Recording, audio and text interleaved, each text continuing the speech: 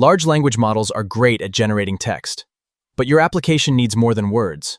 Output parsers turn AI responses into structured data that's ready for real software. Even when an AI response looks organized, it's still just plain text.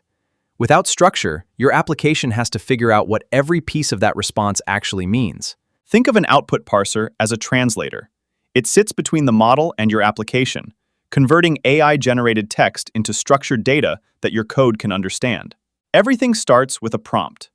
When using an output parser, LangChain can also generate format instructions that tell the model exactly how the response should be structured.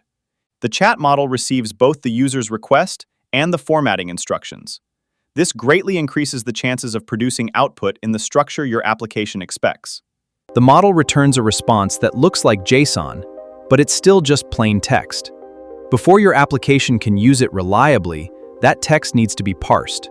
Now the JSON output parser validates the response and converts the JSON text into structured Python data. Instead of manually extracting values, your application receives data that's ready to use. Once the response is parsed, your application can immediately send it to APIs, store it in a database, or use it in your business logic without writing custom parsing code. Creating an output parser is simple. Import JsonOutputParser from LangChain core, then create a parser instance.